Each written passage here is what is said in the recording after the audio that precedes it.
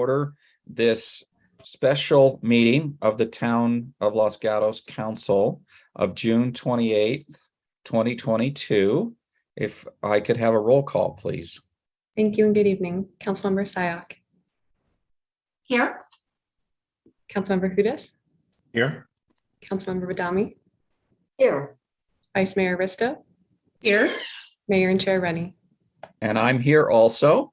And since tonight's a special meeting, we will skip a lot of things. We will not have verbal communication for items not on the agenda, only for items that are on the agenda.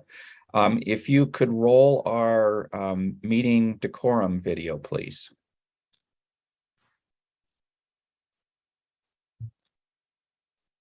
The public is welcome to participate at town council meetings, understanding that the purpose of the meetings is to conduct the important business of the town in an efficient and effective manner. At each meeting, the following expectations of civil conduct shall apply. 1. For the benefit of the entire community, the town of Los Gatos asks that all speakers follow the town's meeting guidelines by treating everyone with respect and dignity.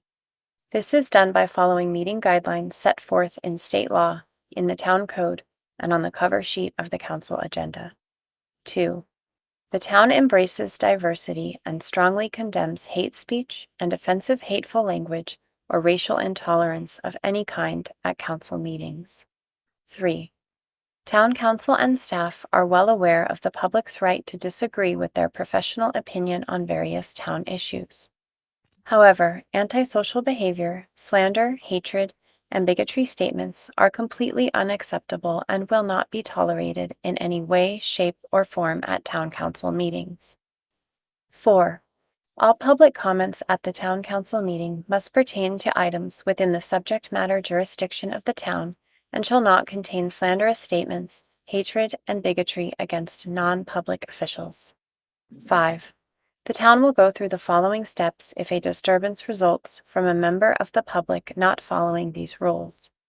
If participating remotely, town staff may mute the individual with an explanation for the record of why muting occurred consistent with this policy. If participating in person, the mayor may call a recess for violation of this policy, resulting in the immediate cessation of the audio and video recording and the council exiting the chamber. Staff will determine if the individual should be removed or if all members of the public should leave, depending on the extent of the disturbance. In the event that all public members exit, only the press would be allowed back in the meeting. Once the individual or individuals leave, the council would return to the chamber and the mayor would resume the meeting. Persons disrupting a council meeting may be cited for violation of the California Penal Code Section 403. These expectations of conduct also apply to meetings of all town boards, committees, and commissions. All right, thank you. So first up is consent calendar, which has 2 items on it. Would any member of council wish to pull an item off of consent? Seeing none, would any member of the public wish to comment on items on the consent agenda? Seeing no hands raised, I will close public comment on the consent agenda and come back to council for motion. Vice Mayor Risto. Thank you. I move to approve items 1 and 2 on the consent calendar. Councilmember Sayak. I'll second the motion. Would any council members wish to make comments on items on the consent calendar? Seeing none, I'll call the question. Councilmember Sayak. Aye. Vice Mayor Risto. Aye. Councilmember Badami. Aye. Councilmember Hudas. Aye. And the mayor votes aye. Consent calendar passes unanimously. So next we'll go to other business, which is a lease agreement with Cinelux for managing our theater in downtown Los Gatos, and I'll turn that over to staff. Thank you, Mayor and Town Council. So as the staff report indicates, you'll recall that back in November, the council authorized the town manager to negotiate and execute the donation of the theater to the town and to move forward with an RFP to solicit operators for the theater. In December, we actually completed the transfer of the title and the theater to the town and became a town property. Following that, in February, we did release an RFP for the operation and management of the theater. And in early March, we did receive 3 credible submissions from 3 different groups. There was a review board that consisted of myself, our economic vitality manager, and at the time, our director of Parks and Public Works, Mr. Morley.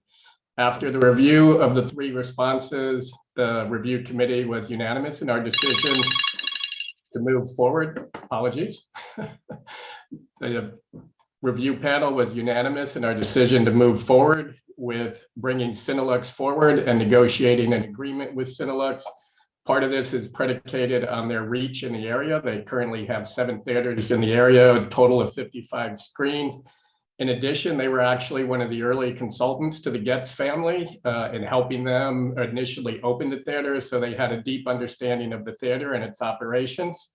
And so we have moved forward with putting together an agreement. As you can see in the staff report, we've outlined the very high level terms that we believe Cinelux will either be in total agreement with or close enough where we feel that asking for the town manager's authority to negotiate and execute in pretty much the substantive form, we'll be able to conclude an agreement with them shortly, depending on council's decision tonight. The term is for a 5-year initial agreement with 2 5-year terms. In speaking with the operator and actually other operators during the RFP process, they felt a minimum of 5 years. Continuing to come out of COVID, building up the theater was a reasonable term. The management will include all operations. They'll be considered an independent contractor, and the performance expectations that they would be in compliance with any town, state, federal rules, regulations, and laws. You'll see the programming is going to be prioritized to continue as primarily a film operator. There is going to be a component of us participating in the gross revenues of the theater. And then there will also be a component of an actual rent associated with the theater. And you can see staff is recommending that the rent be 0 in the first year, followed by 5,000 in the second year, and then 10,000 in the third year. And once again, this is predicated on setting them up for success and continuing to come out of COVID. There will be a bunch of annual reporting requirements, not that we're necessarily approving their books, but they're going to keep us informed of the operations and their profitability so that as the agreement states, we're comfortable with how they're managing theater. There's also components that actually came out of the donation from the Gatos family, where we're asking for stipulations on a minimum amount of use by nonprofits per year in the town. And you'll see from the attachments from some of the folks that wanted to recommend Cinelux that this is something they're currently doing with all their theaters. They're very comfortable helping nonprofits in the community throughout their theater chain. Maintenance and repairs was an area that Director Morley actually helped considerably with. Before he left, he actually drafted the majority of Exhibit D based on his experience with the Hammer Theater in San Jose. And so we will see that there's a bifurcation between what would be large capital expenditures that the town would be responsible for, and then daily maintenance type expenditures that we would expect the operator to take care of. And with that, that concludes our report. It is a fairly substantive agreement, and so staff, the town attorney, and others are here to help answer questions. I also believe that Mr. Gunsky is going to be in attendance, although I don't necessarily see a name I recognize right now for him, but I do anticipate him being in attendance tonight. And then before the council begins its deliberations, I just wanted to point out 2 nits that we'll fix before the contract gets executed. Section 2C will become Section 2B, and then we'll add a signature page before it's executed. And that's it. Thank you. Would any council members wish to ask questions before I go to the public? I don't think I see any hands. Let me see. Do any members of the public wish to address us? Let's start with Heidi Boynton. Hi, good evening. Hi, good evening. Hi, hello, Mayor, Vice Mayor, and Town Council. My name is Heidi Boynton. I live in Santa Cruz, California, just over the hill. I'm here tonight to speak as both a customer of Cinelex Theaters who's had countless positive experiences, as well as an agency director who greatly benefits from the generosity of Paul and Cinelex Theaters. To start, my family and I have lived in the Santa Cruz area for over 30 years and consider ourselves theater connoisseurs. We love going to the movies. It has been and still is a longstanding family tradition. And we can't wait to see the latest blockbuster. For years, we've been customers of Paul's Cinelex Capitola. The theater's warm and friendly atmosphere always greets us. We know there'll be kind employees who help us when we purchase way too many snacks to get to our seats. And there's never a doubt that we'll have a great experience. I'm confident that Paul and his team will create the same atmosphere in Los Gatos and that the city will greatly benefit from a vibrant and welcoming theater downtown. With my other hat on, I am Executive Director of Jacob's Heart Children's Cancer Support Services based in Watsonville. At Jacob's Heart, we care for more than 350 families whose children have cancer or are bereaved by the loss of a child due to cancer. And our goal is to be by a family's side, helping to alleviate their burden so they can focus on the most important thing, their child. I've had the pleasure of working with Paul for the past 2 years since I joined the organization, and he's been tireless in his pursuit to support the work of Jacob's Heart. He's a shining example of how a business person can use their resources to ensure the community is cared for. Not only does Paul invite our families and their children to the theaters his team currently operates on a regular basis, as well as promote our work on the screen, to date, he's successfully petitioned the National Association of Theater Owners of California, Nevada, of which he's a member, to donate more than $85,000 to support the important and necessary work we do for families whose children have cancer or are bereaved by the loss of a child. It is my strong opinion that the town of Los Gatos would greatly benefit by having Paul and his team operate the Los Gatos Theater. Not only will they have a great experience at the theater, but they'll also reap the benefits of Cinelex supporting the community in really tangible ways. Thank you so much. Thank you, Ms. Boynton. Let's see if there's any questions for you. I don't see any questions from council, but thank you for all this additional information. Thank you. Would anybody else wish to speak to us?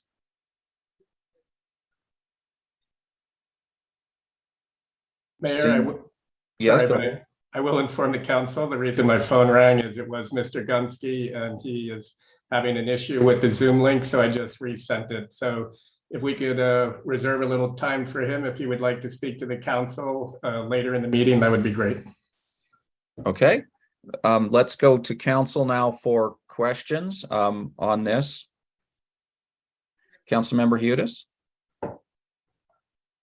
Thank you. And I wanted to again express my gratitude and the town's gratitude to the Getz family for initiating this. This will be a wonderful asset for the community. And I want to thank town staff for taking this along, going through a process and getting us just about there to have someone actually open this and welcome our children and our community members to the theater. So it's a wonderful opportunity. I had a couple of questions about just to understand sort of from a due diligence perspective about whether the negotiated rents and then I'll get to the capital in a minute, but whether they are fair. And so in there's a table that describes monthly rent on page 3 of the staff report, first, second, and third year, and maybe focusing on the third year.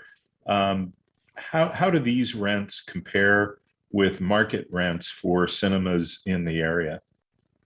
And thank you for the question, council member. And I'll start by saying we didn't necessarily look at lease rates for active theaters in the area. One of the reasons is they're all different in the sense that, you know, there are properties in more dated strip malls where that lease could be different from a fully renovated new theater that, could be in the mall over by Stevens Creek or something. But what we did use to try and get a sense of reasonableness is I was privy to pro forma statements from the Getz family. And so I saw what they used to pay to themselves in addition to possessory interest and what they were able to do in terms of almost a break-even model. And then the responses we got, when we looked at the pro formas provided, it was uncanny how similar all of them were in terms of what they thought was probably a reasonable rent, given that the theater industry is a fairly low margin industry. And so staff ultimately came to the conclusion that we thought 10,000 was fair, given that it's a fairly boutique theater. It's been dormant for the last 2 years. And from a town perspective, our main goal is to make sure that we receive enough revenue just to maintain the capital and the building in perpetuity. And so we're not necessarily viewing it as a revenue model beyond what we think we need to maintain the theater in perpetuity per our agreement with the Getz family. Thank you. Councilmember Sack, did you have questions? You're already answered. Actually, just real quick, there were several questions that were more related to management that came in through the desk item. And so just wanted to see if Mr. Andrews, you had a chance to look at them. Something earthquake insurance, specific details about who would get leases. So I was curious if that had been looked at and if there was anything that we needed to focus on. So I don't believe I saw the desk item, so I'm going to apologize right there. No worries. But in terms of indemnification and insurance and things of that nature, I'll get us started and then we can move to the town attorney if she has anything she'd like to add. It's pretty typical that the town, one of the first things we did when we took possession of the property back in late December is we added it to our insurance policy. And so from a town perspective, like any of our facilities, we do have it insured. It's understood that the operator is also going to carry insurance to make sure that they are covered in the event that they have an issue that could fall to their liability and fall to their risk versus the town as the owner of the shell and the structure. And then in the agreement, there is indemnification language where the operator will indemnify the town, which is pretty typical of most agreements. And I'm not sure if the town attorney has anything else they'd like to add. And without seeing the desk item, I hope I've answered your questions, but if not, please follow up with me. You have, and actually I'm looking, it may not have been a desk item. These were just emails that came to all of us. So no worries about not reading something that didn't come to you. Okay, is that all your questions? Yeah, go I ahead. can follow up on the insurance question. So the amount that we're requiring is 2 million per occurrence. And then we're requiring property insurance to insure against all risks of loss to any tenant improvements. So that would be the stuff that's inside the theater, but the town is responsible for the shell of the theater. Thank you both. Thank you. Any further questions, Councilmember Sack? Councilmember Hudas? Thanks. There was another question that came in by email about non-discrimination provisions to be consistent with California Government Code Section 12940. Did the town attorney receive that information? I did not receive that email, but I do believe we have a non-discrimination clause in the lease, and it's at section 23. And it requires that the operator not discriminate against any employee or person because of race, skin, color, gender, age, religion, etc. So this might fall into a category of detail, but I'll forward the email. It was pointing out that there's some expanded language, and I didn't compare. But, Okay, I'd be happy to compare it to what we have in the lease, and then I can alter the lease as necessary. Thanks. Thank you. Okay, I do have a question in the agreement elements chart table where it says town nonprofit community-based organization theater use. I'm trying to understand the sentence that says that for 6 times per year, the theater will be available for rental to Los Gatos community-based organizations and non-profit organizations at no cost. My mind says rental means money. So is that no cost to just the nonprofit or no cost to community-based also?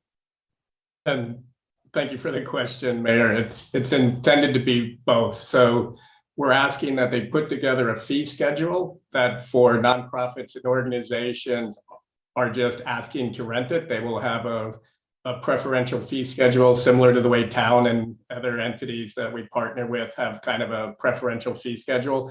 But then we're also saying that not less than 6 times a year, they will provide it at no cost. And similar to my comments earlier, this is something that I know Mr. Gunsky has already done. They partnered with one entity and they basically said, go ahead and sell your tickets online, and we don't even want to be involved with that aspect, but we'll have the doors open, we'll have the theater ready, and we'll have the movie ready to show. So they basically just have a nonprofit do all their own ticketing, collect all their own receipts, and manage that. And when we do get back to an opportunity for Mr. Gunsky to speak, if you have questions of him, he is in attendance now. But it was intended to be both. We were saying at a minimum, you'll do it for a few organizations for free, but then we'd also like to see a preferential fee schedule. Okay, and that was the second part of my question here. I think you're mostly answering it.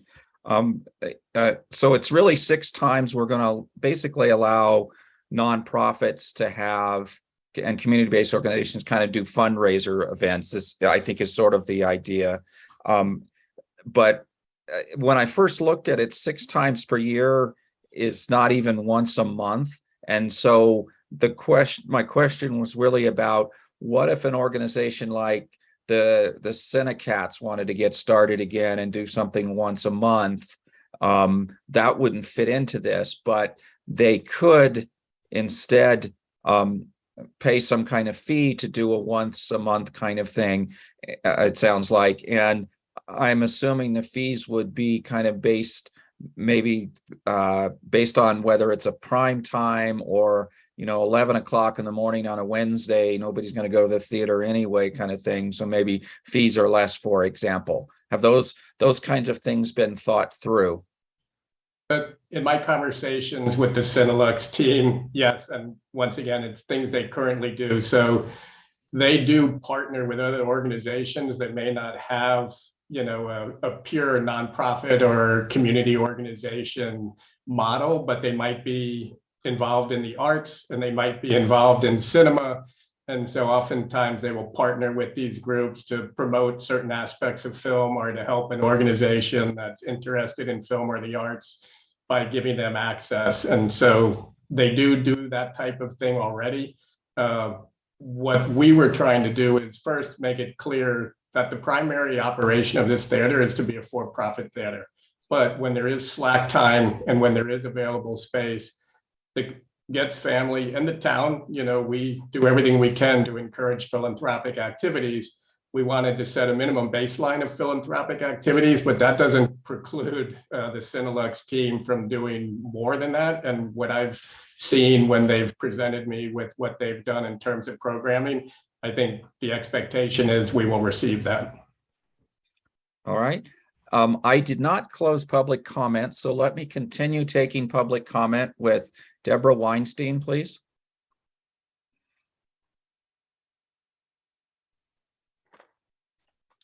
Hi, can you hear me? Yep, please go ahead. Okay, great. Good morning. Good evening, Town Council. I hope you guys are having a great summer. So I'm the executive director of the Los Gatos Education Foundation. And as you know, it raises money for the schools here in Los Gatos. And I just wanted to say a few words regarding the Los Gatos Theater. And first of all, we're so grateful that this beautiful icon is about to reopen. And I just love to acknowledge the Getz family. They were long-term donors to the foundation, and this is a great gift to the community of Los Gatos. I also just wanted to say a few words of support to the Gunskys. The Gunskys were also a family that went through the schools of Los Gatos. They had students at Lexington, at Fisher, and in Los Gatos High School. And as Arn Andrews mentioned, they were very supportive of the Los Gatos Education Foundation. Right as they were coming out of COVID after that pandemic just definitely had a huge impact on their business, they actually reached out to our organization to offer their entire facility as a benefit to the schools. And the timeline that they gave us was whenever it worked well for us. So we appreciated their support. And as it worked out, it was a nice rainy day over Christmas break, and it was a great way to bring out people in the community. So there's a lot of different community organizations that I'm sure will love to take the Gunskys' support, but having had the schools benefit from this, I just wanted to say a few words about him as a business owner. He is definitely truly one of the reasons why Los Gatos is a great community to live in. Wonderful supporter, and it's great to have locally owned family businesses operating in town. And lastly, working with Paul was just a pleasure. As Mr. Andrews mentioned, he was just able to allow us to have the facility, and actually he staffed and organized the event for us. So I just wanted to say I so appreciate this opportunity for Paul, and I hope that lots of community organizations are able to work with him. And thank you for your time tonight. Thank you, Ms. Weinstein. I don't see any questions for you. Thank you. Would anybody else wish to speak on this item? Anybody else from the public or Mr. Gunsky?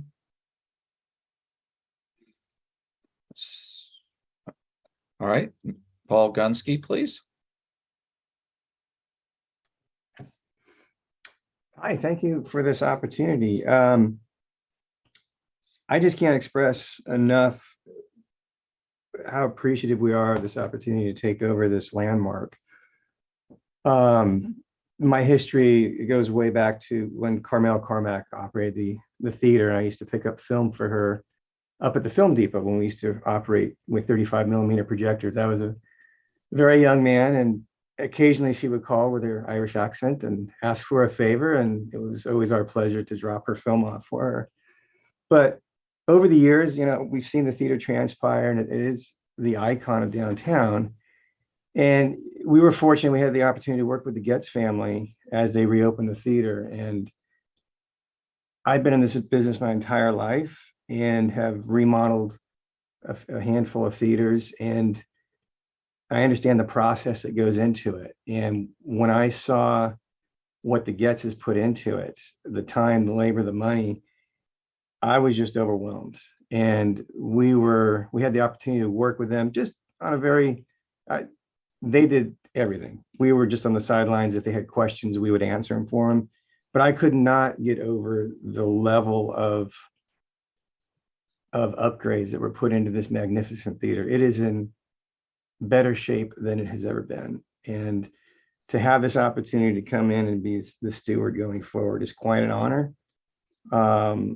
We look forward to working with the town, with the community. It's a great responsibility. I'm not going to say it's going to be a piece of cake anytime you open up a business, especially during these times with what we're faced with, which every business has right now, which just a supply chain shortage. It's challenging, but it's a challenge that we look forward to. I just can't tell you how excited we are to potentially have this opportunity. And I'd like to thank Arn and the staff that have put the time into this.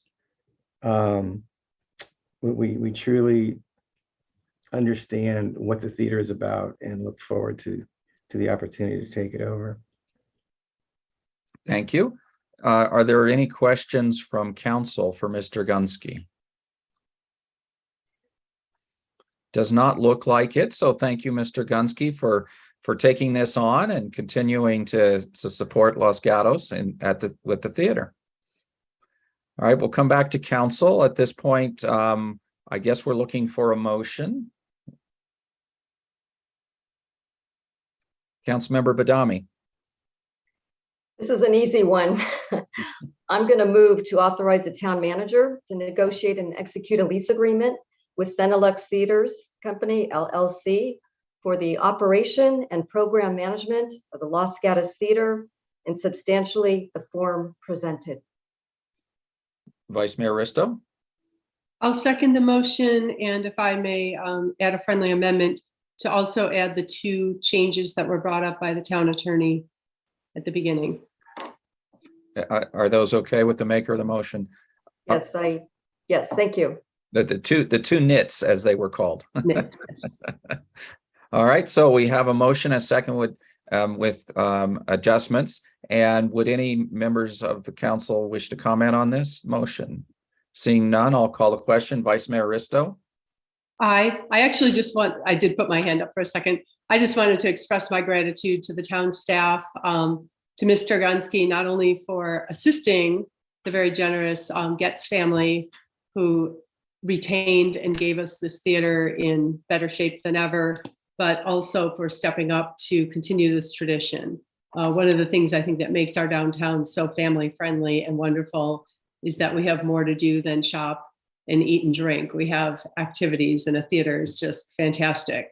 And given the kind of unanimous support also from community members, this sounds like a perfect match. So very exciting. So, thank you.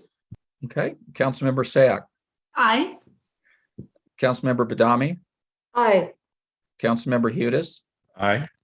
and the mayor votes aye. Passes unanimously. So thank you to the Getz family and Mr. Gunsky for taking this on, and staff for getting it all organized. And we're all looking forward to seeing the doors open and operational. So that is the last agenda on tonight's last agenda item on tonight's agenda. So we are now adjourned. Thank you, everybody.